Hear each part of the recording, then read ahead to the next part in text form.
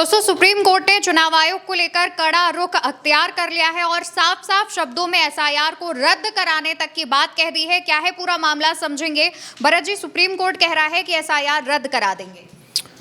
अवंतिका जी, justice Suryakant Sharma और justice जयमाला बागची पिछले कुछ समय से इस केस की सुनवाई कर रहे हैं और अभी पीछे जब सुनवाई हो रही थी तो इसी सुप्रीम कोर्ट में ये हुआ था कि चुनाव आयोग को आधार कार्ड को मानना पड़ेगा, एक वैलिड डॉक्यूमेंट मानना पड़ेगा पहचान का। ये आदेश पिछली सुनवाई में दिया था और इस बार लगातार 2 सुनवाइयों में चुनाव आयोग पिछड़ता हुआ नज़र आ रहा है। चुनाव आयोग को इस बार भी सख्त लहजे में सुप्रीम कोर्ट ने ये कहा कि गड़बड़ी मिली तो एसआईआर ही रद्द कर देंगे और ये बिहार में जो आप कर रहे हैं ये फैसला पूरे देश के लिए फिर लागू होगा, पूरे देश में इसका असर पड़ेगा और इसी फैसले पर फिर पूरा देश चलेगा। आप जैसा बिहार में कर रहे हैं हम इसको मॉनिटर कर रहे हैं। अब मसला ये है कि पूरा एग्जैक्ट क्या कहा सुप्रीम कोर्ट की भाषा में मैं पढ़ के सुना देता हूँ। इस पर सुप्रीम कोर्ट ने कहा है कि हम ये मान कर चलेंगे कि चुनाव आयोग अपनी जिम्मेदारियों को जानता है।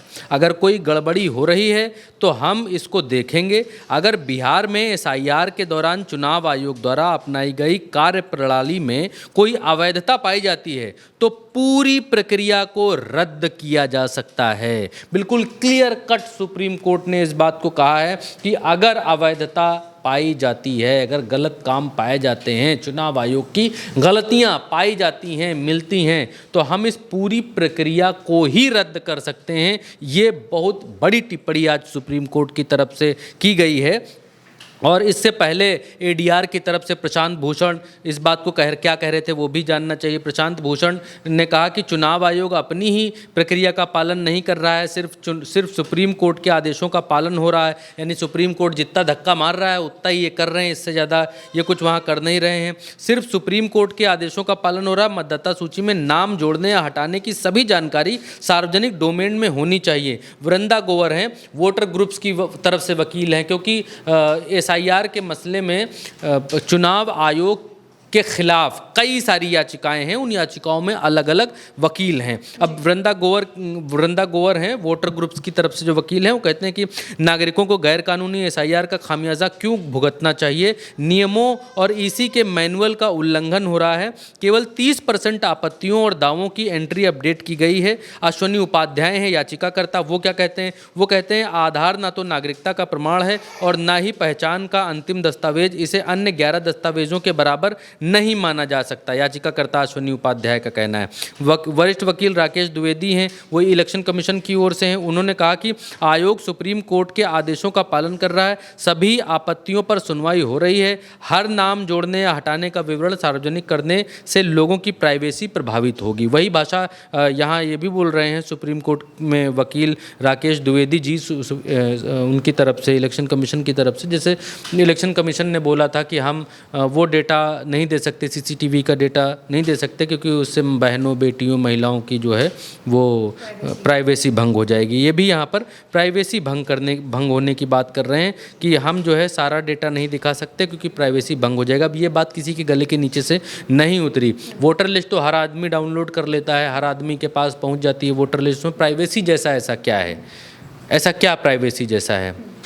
ये किसी को समझ में नहीं आया। वरिष्ठ वकील गोपाल शंकर नारायण, जो ईसी की इलेक्शन कमीशन की ओर से, उन्होंने कहा कि चुनाव आयोग ने आधार को 12वें दस्तावेज के रूप में शामिल किया है। इसके लिए 10 सितंबर को बैठक भी हुई। जस्टिस सूर्यकांत ने कहा कि मतदाता सूची 1 अक्टूबर को प्रकाशित हो जाएगी, लेकिन कोर्ट की निगरानी में ये प्रक्रिया चल रही है, इसलिए किसी भी गड़बड़ी को सुधारा जाएगा। उन्होंने इस बात को कहा।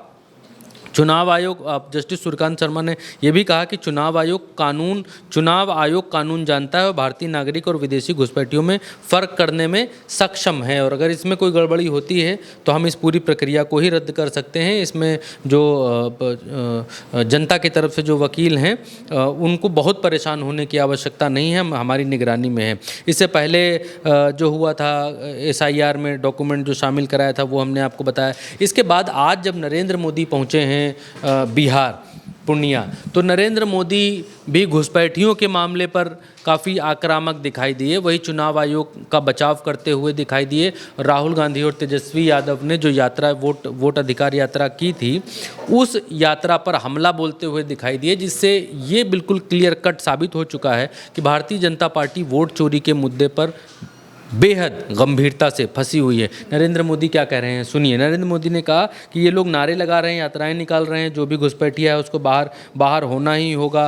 और उन्होंने कहा भारत में घुसपैठियों की मनमानी नहीं चलेगी, घुसपैठियों के लिए जो विषय उठा रहे हैं वो बिहार उन्हें करारा जवाब देगा। ये घुसपैठिया SIR के मुद्दे का नरेंद्र मोदी बचाव कर रहे थे। आपको सुनना चाहिए उनकी बात को, सुनिए। कांग्रेस, RJD और उसके इकोसिस्टम के लोग घुसपैठियों की वकालत करने में जुटे हैं, उन्हें बचाने में लगे हैं और बेशर्मी के साथ विदेश से आए घुसपैठियों को बचाने के लिए ये नारे लगा रहे हैं, यात्राएं निकाल रहे हैं।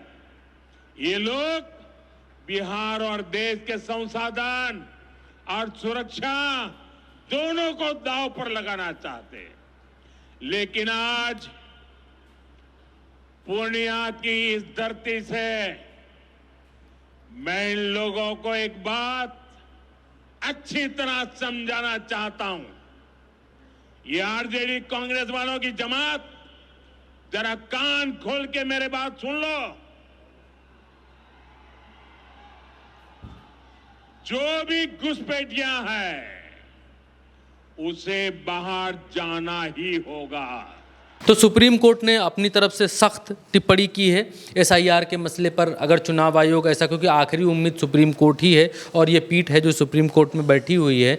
अब एक जीत ये मिली विपक्ष को कि आधार को 12वें डॉक्यूमेंट के तौर पर शामिल कराया।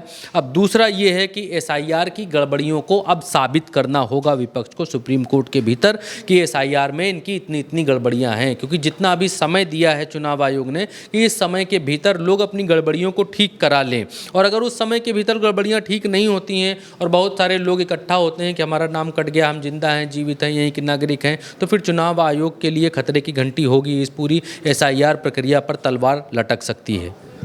तो देखिए, बिहार में वोट चोरी के मुद्दे के बाद अब जो SIR हुआ था उस पर भी भाजपा सरकार, चुनाव आयोग फंसता जा रहा है। वोट चोरी का जो मुद्दा उठा था उस दौरान भी चुनाव आयोग और भाजपा पर आरोप लगे थे और SIR पर भी।